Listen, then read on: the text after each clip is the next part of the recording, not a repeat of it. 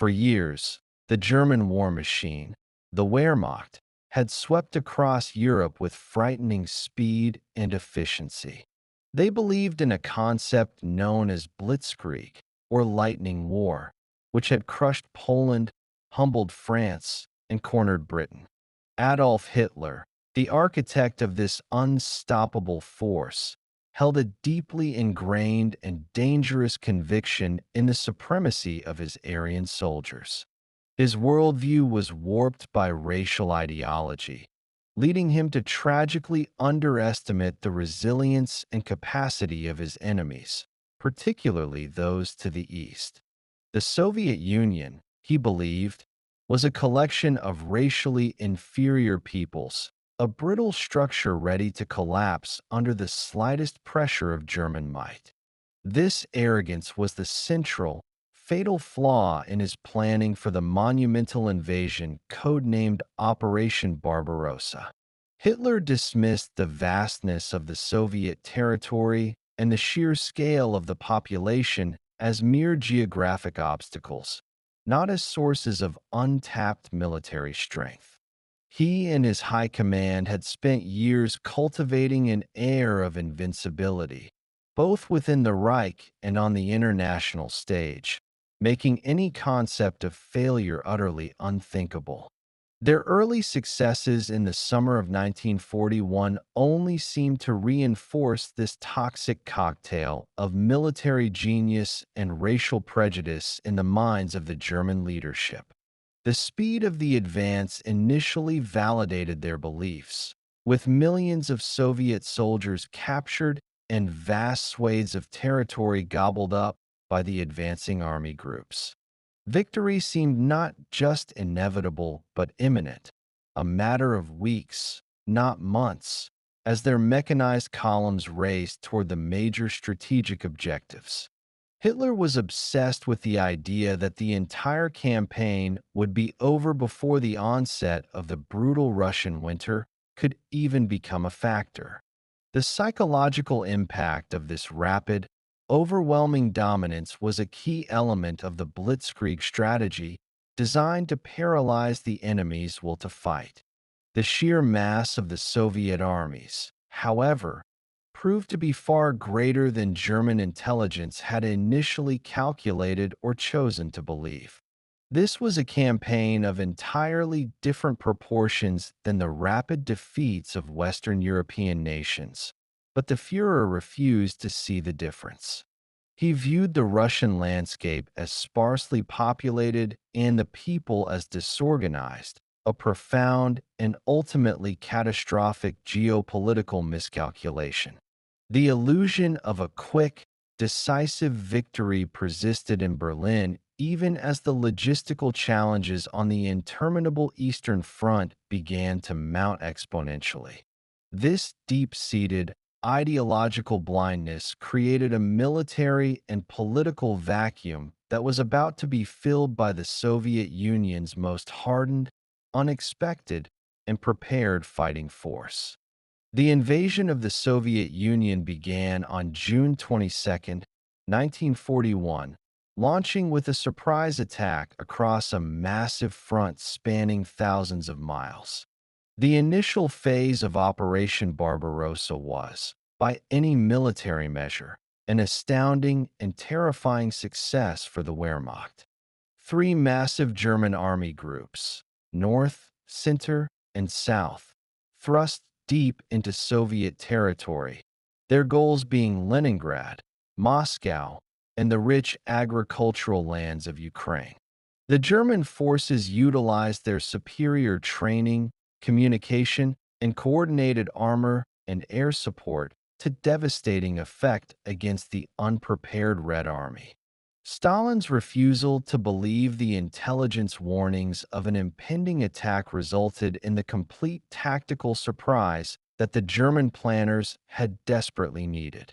The Luftwaffe quickly established air superiority, crippling the Soviet Air Force on the ground and leaving the vast columns of retreating Soviet soldiers vulnerable.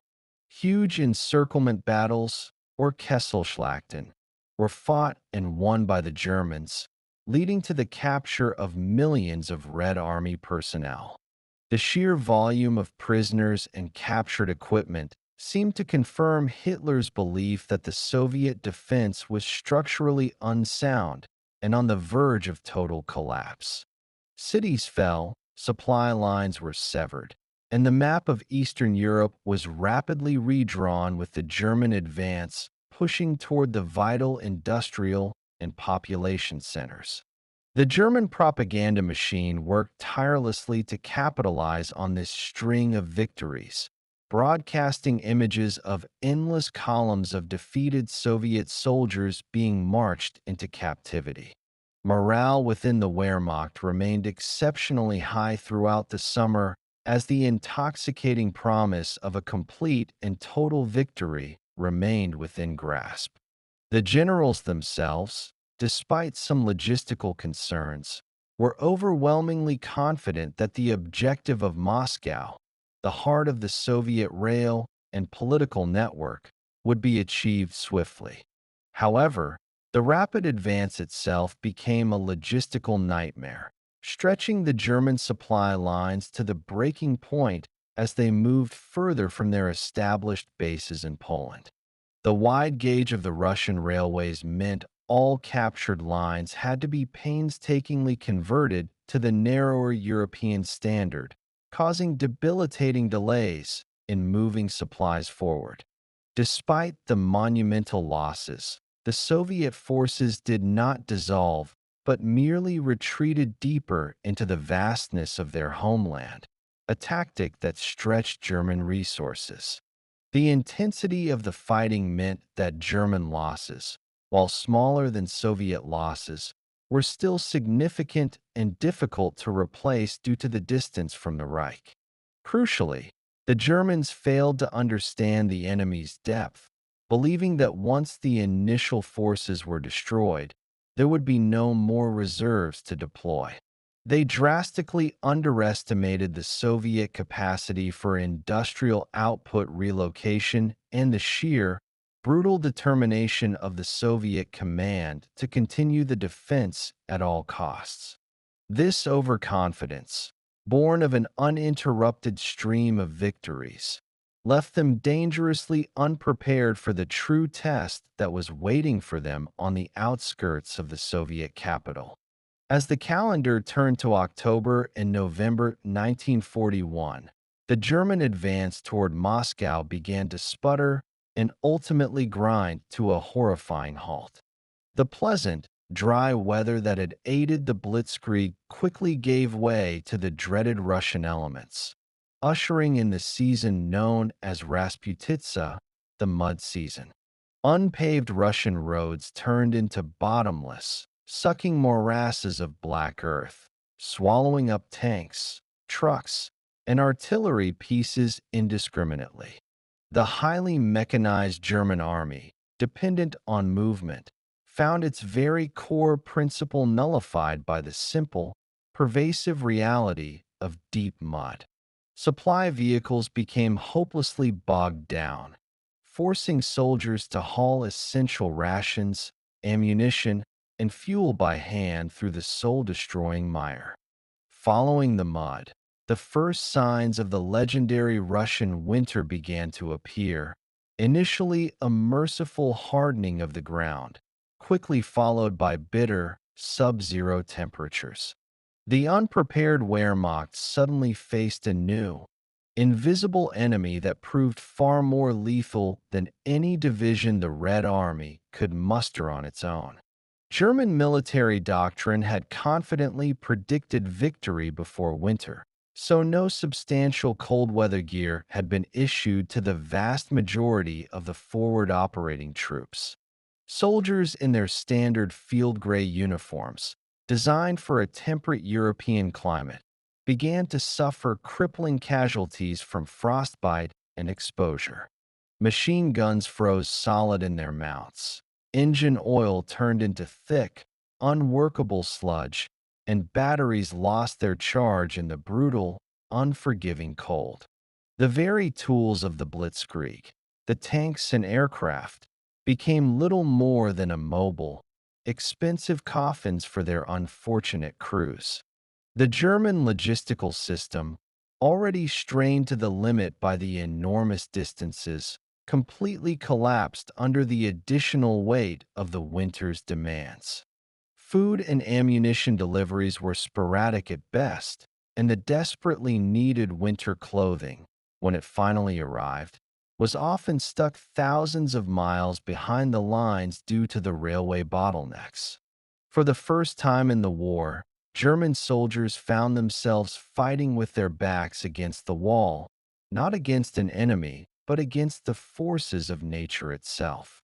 The morale that had soared during the summer victories plummeted into a state of profound despair and disbelief as the temperatures continued to drop relentlessly. Generals frantically pleaded with the high command for proper winter clothing and equipment, but their requests were often met with incomprehension and political dismissal from Hitler. The Führer, having dismissed the winter as a non-factor, refused to countenance the idea that his entire campaign could be dictated by mere weather conditions. As the German advance stalled, the Soviet defenders, though exhausted, began to solidify their line, sensing the growing weakness and immobility of their invaders. The stage was set for a confrontation in which the element of surprise, which had initially belonged to the Germans, was about to be seized by the Soviet defenders who knew their homeland intimately. The capture of Moscow, the historic and political capital of the Soviet Union, was always the single most important strategic goal of Operation Barbarossa. German planners had designated it as Ziel A, or Target A, believing that its fall would deal a mortal, irreparable blow to the Soviet regime and its command structure. Moscow was not merely a city.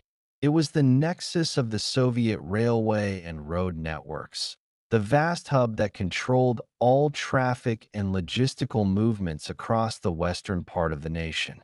Its loss would have completely paralyzed the Red Army's ability to move reinforcements and supplies between the northern and southern fronts, ensuring a swift victory for the Wehrmacht.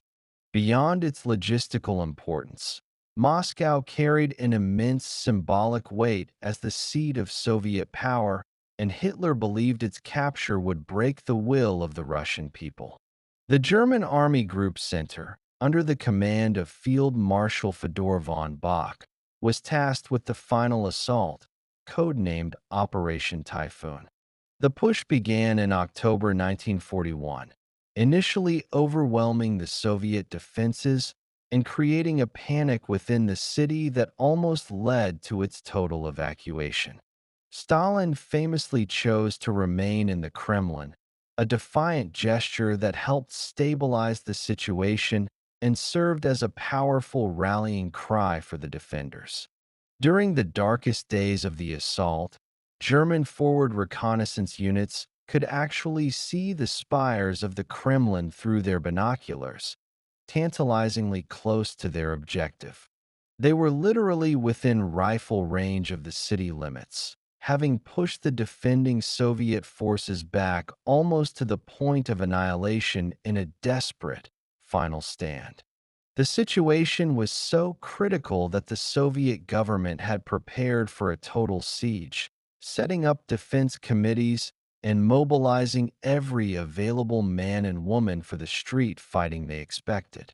However, the forces of nature intervened with precise timing, as the crippling effects of the mud and then the sudden, deep freeze halted the final German launch. The mud turned to iron-hard frozen ground, but the German troops were too exhausted and too short on fuel to capitalize on the renewed mobility for more than a few agonizing days. The bitter cold, which dropped to minus 30 degrees Celsius and lower, was a far more effective defensive line than any trench the Red Army could dig. Hitler, stubbornly obsessed with the city, had diverted valuable armor and infantry to the attack on Moscow, leaving other vital sectors of the front dangerously weakened.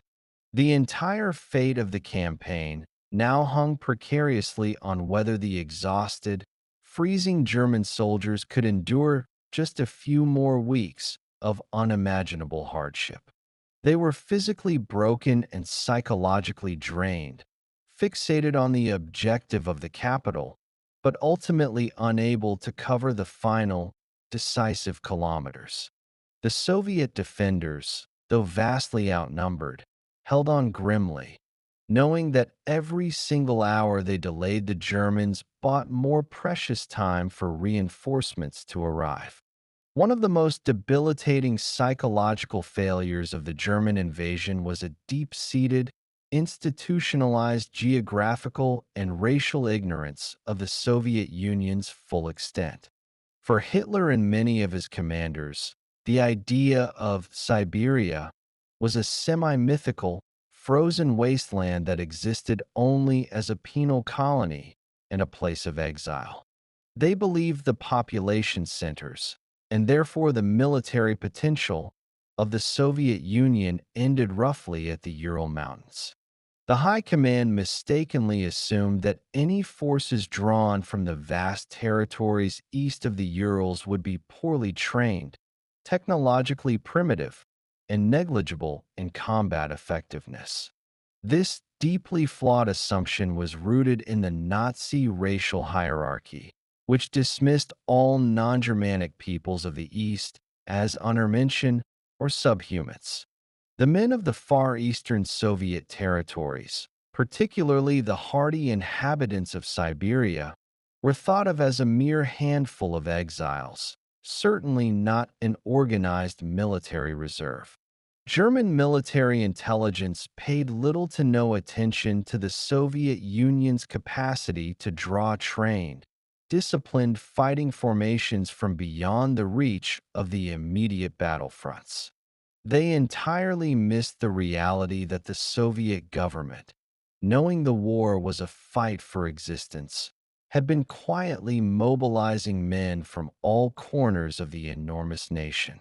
The vast majority of the German forces were concentrated on the initial invasion, dedicating too few resources to intelligence gathering about the enemy's deeper capacity for reserve mobilization.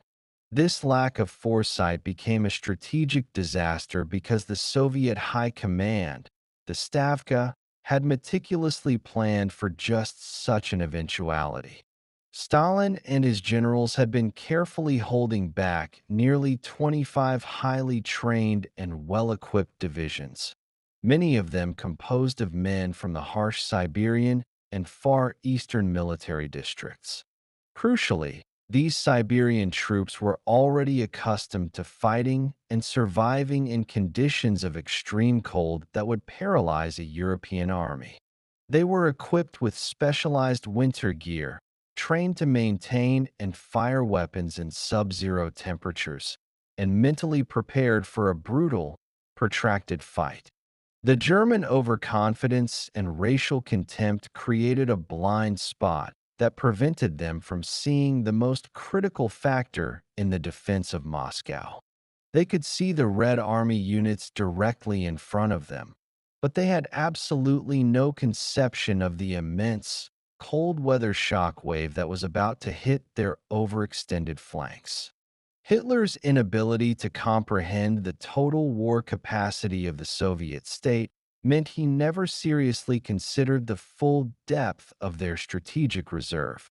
The Siberians were not a myth, but a strategic reality, a hidden hand that the Stavka was about to play at the very moment the Wehrmacht was most vulnerable to a counterpunch. The Soviet decision to deploy the Siberian divisions was one of the most critical, high-stakes gambles of the entire Great Patriotic War. These troops, officially designated as Far Eastern and Siberian military district units, were largely garrisoned near the border with Japanese-controlled Manchuria. Their primary and immediate mission was to deter a potential, large-scale Japanese invasion from the east, a threat that had preoccupied Soviet strategists for years. To move these divisions to the Moscow front required a delicate and tense political maneuver to ensure that Japan would not take advantage of the sudden vacuum. Richard Sorg, a Soviet spy working in Tokyo, provided crucial intelligence that confirmed Japan's intentions were focused south toward the Pacific, not west toward Siberia. This intelligence, delivered to Stalin in the autumn of 1941, gave the Soviet leadership the necessary political cover to finally pull these vital reserves off the eastern frontier. The sheer scale of the logistical undertaking required to move these fully equipped, massive formations thousands of miles across the Trans-Siberian Railway was staggering. Trainloads of men, artillery, tanks, and supplies traveled continuously for weeks, moving from the depths of Asia toward the Central Plains and the desperate battle for the capital. These soldiers were often ethnically diverse, hardened by the extreme climate and austere lifestyle of their home regions, making them naturally resilient to the European winter. Many of the men were veterans of previous, small-scale border conflicts with the Japanese and had a reputation for ferocity, discipline, and exceptional fighting spirit. Their uniforms were not the ill-fitting, standard-issue gear of the recently mobilized European Soviet troops, but were heavy, practical winter camouflage and equipment. They were clad in thick sheepskin coats, felt boots, valenki, padded winter trousers, and white camouflage smocks that rendered them nearly invisible in the snow. The sudden influx of these fresh, fully equipped, and acclimatized troops provided a massive psychological and numerical boost to the exhausted defenders of the Soviet capital. This mobilization was the ultimate testament to the Soviet Union's true organizational depth and its capacity to pull resources from a vast, underestimated continental heartland. Their silent, secret journey represented a strategic shift as the Soviet Union transitioned from a desperate, fighting retreat into the preparation for a decisive counterblow. The German High Command, completely unaware of these movements, continued to believe that the Red Army was nearing its final manpower and material exhaustion. The arrival of the Siberian forces was not just a movement of troops, but the physical manifestation of the Soviet strategic reserve, a last, all-in bet on the defense of Moscow. The arrival of the Siberian divisions on the Western Front outside Moscow in late November and early December 1941 was shrouded in a deliberate, almost supernatural secrecy. These were the white ghosts of the front, soldiers whose appearance and equipment seemed to defy the German experience of the Soviet war thus far. Their greatest asset, the white camouflage smocks, allowed them to blend seamlessly into the blizzard-swept, snow-covered landscape surrounding the capital. They moved with a silent, disciplined efficiency, often scouting and positioning themselves at night to maintain the element of crucial tactical surprise. For the exhausted and freezing German forward units, who had been struggling against the weather and ill-equipped defenders, the sudden appearance of these fresh troops was a devastating shock. The Siberians were physically distinguishable from the local, European Soviet troops, often appearing taller, broader, and moving with a confidence born of their superior equipment and cold weather experience. Their weapons, unlike the German equivalents, were perfectly maintained and functioned reliably in the brutal deep freeze, giving them a decisive tactical advantage. The felt boots allowed them to move more quietly and effectively across the deep snow compared to the leather boots and makeshift coverings of the German soldiers.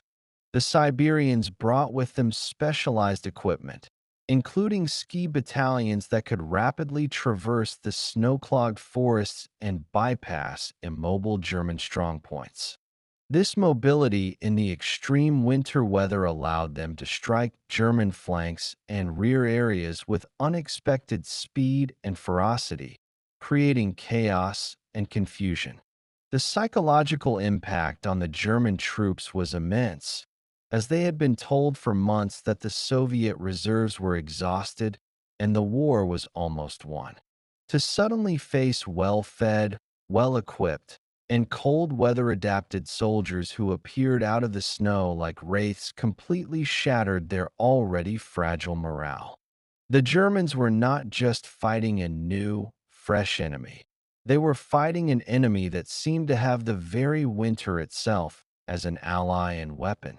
Reports of these formidable, white-clad attackers began filtering back to the German high command, but they were often dismissed as localized exaggerations and propaganda. Hitler's ideological bias against the primitive peoples of the East made it impossible for him to correctly interpret the true, existential threat posed by these divisions. The Siberians were the living proof that the German intelligence had been fundamentally flawed, and their long-awaited counterattack was about to begin in earnest. The decisive moment came on December 5th and 6th, 1941, when the Soviet Stavka launched its massive, coordinated counteroffensive against the entire German line surrounding Moscow. The counterattack was not a desperate, last-ditch defense, but a calculated, large-scale operation designed to push the German army group's center back decisively. The Siberian divisions, alongside other fresh and well-equipped reserve units, formed the spearhead of the attack, striking the most overextended and vulnerable German flanks. The timing was impeccable, as the Germans were at their point of maximum exhaustion, maximum cold, and minimum mobility, having used all their offensive strength in the final lunge for the capital. Under a continuous barrage of Soviet artillery, the white-clad Siberian infantry launched their attack, pouring out of the tree lines and into the disorganized German trenches. The German defenders were completely taken by surprise, finding themselves engaged in close-quarters combat against a seemingly inexhaustible, brutal, and determined enemy. The Soviet attack was characterized by deep penetration strikes, exploiting the gaps between the frozen and immobile German army formations. Ski troops and cavalry units, moving with astounding speed in the snow, cut German communication lines and supply routes, turning the German rear into a chaotic battleground. German tanks, which had been the symbol of their invincibility, often refused to start in the extreme cold, leaving the infantry without their crucial armored support. The soldiers of the Wehrmacht were forced to fight a desperate, static defense in trenches where they were already suffering grievous casualties from exposure and frostbite. Many German units, unable to withstand the ferocity of the sudden, massive blow, broke ranks and began a disorderly, unauthorized retreat westward. This retreat quickly devolved into a desperate flight, as the German soldiers struggled to haul their wounded and salvage their equipment through the deep, unforgiving snow. The Soviet forces pressed their advantage relentlessly, denying the Germans any chance to stabilize a new defensive line or regroup their shattered formations. The Siberian troops, used to the terrain and masters of the cold, proved their worth by continuing the pursuit deep into the winter, something the German troops could not match. This counteroffensive was the first major strategic defeat for the Wehrmacht in World War II, marking the end of the Blitzkrieg and the start of a prolonged, costly struggle. The success of the Siberian divisions was rooted not in sheer luck, but in their methodical, deep-seated mastery of cold weather combat, a knowledge completely absent from the German high command. Their clothing was the first and most obvious advantage, consisting of multi-layered, practical garments designed to trap heat and allow for strenuous physical activity without overheating. The famed Valenki, or felt boots, were the key to mobility, providing superior insulation and traction compared to the stiff, freezing leather boots of the German soldier.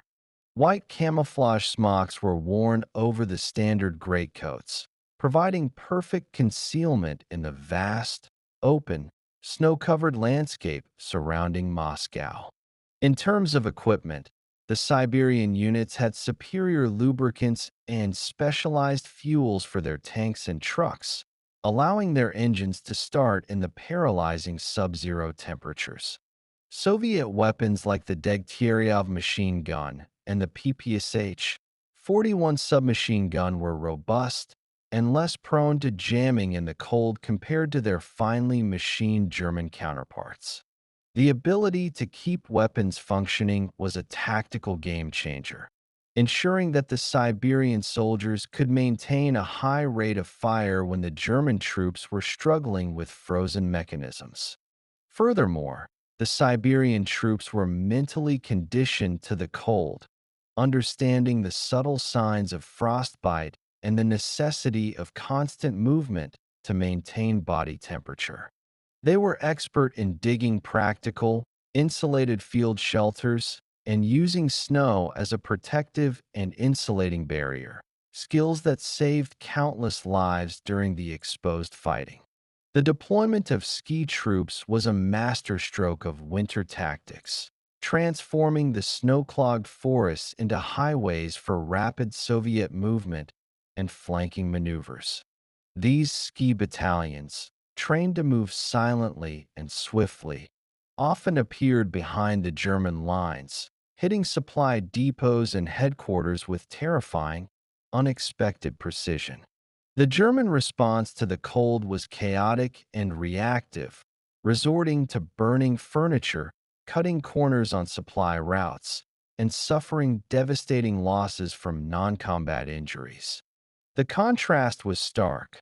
One army was equipped and trained to fight the winter, while the other was merely struggling to survive it on a day-to-day basis. This difference in preparation and acclimatization fundamentally nullified the Wehrmacht's initial advantages in armor and training on the battlefields outside Moscow. The Soviet counteroffensive in December 1941 rapidly transformed the German advance into a full-scale, desperate, and often unauthorized retreat.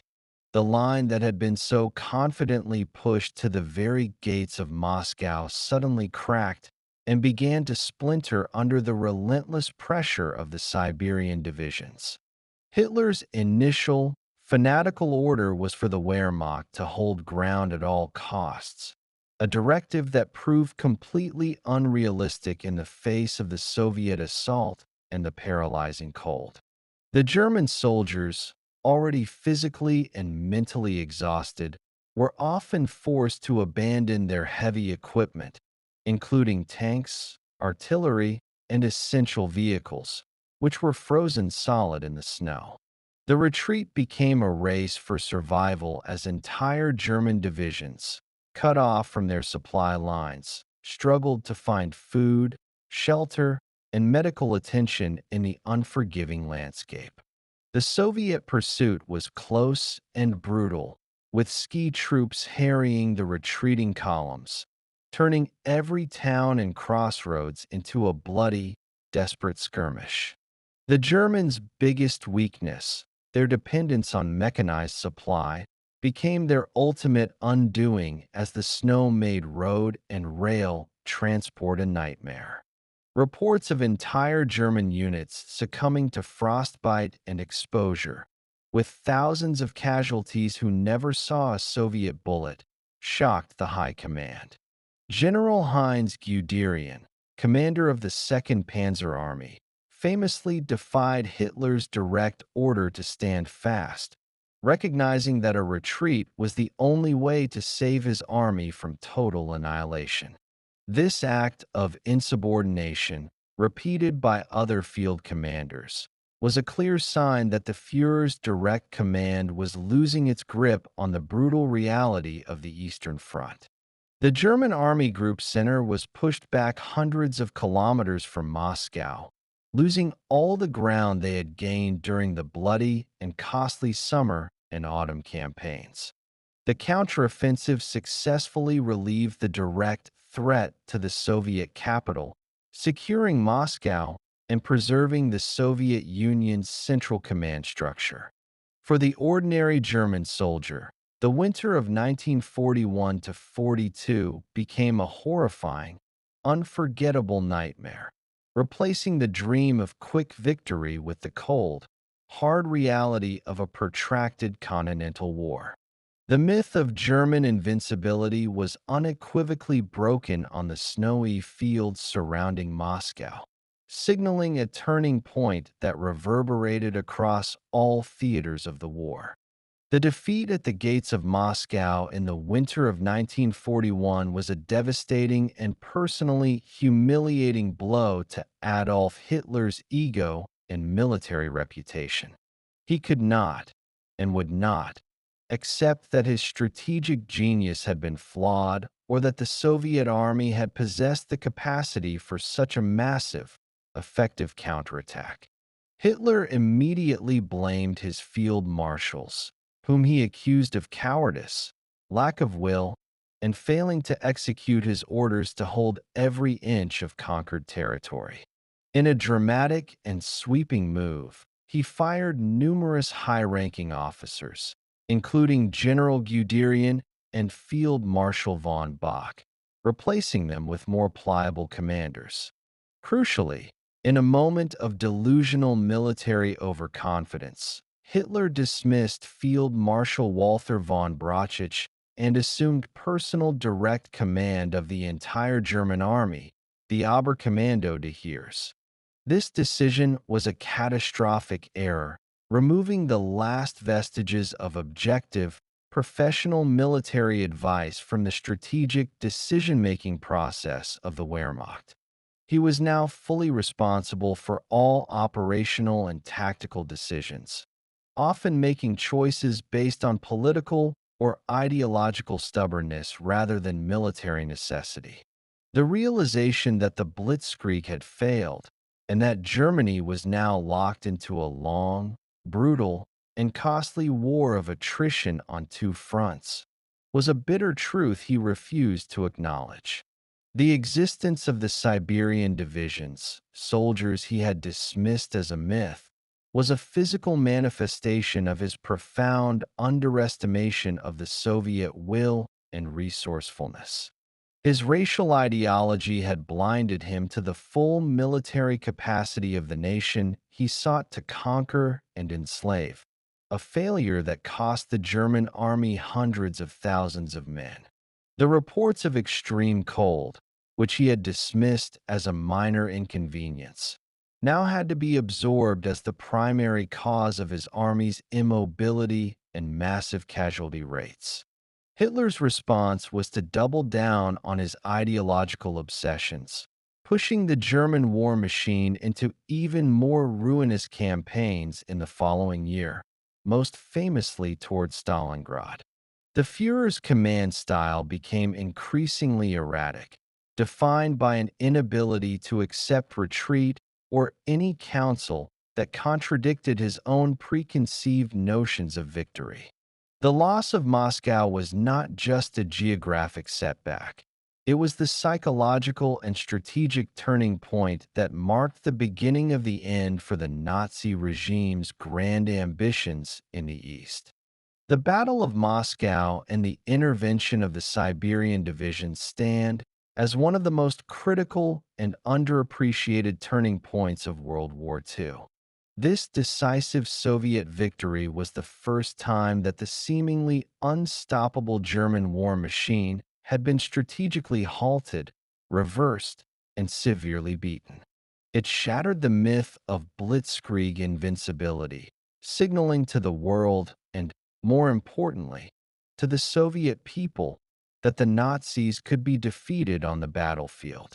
The defense and subsequent counteroffensive secured the Soviet capital, allowing the nation's political and military infrastructure to continue functioning unimpaired. The success validated Stalin's massive, high-risk gamble of moving vital Far Eastern divisions and proved the immense strategic value of the Soviet Union's deep continental reserves.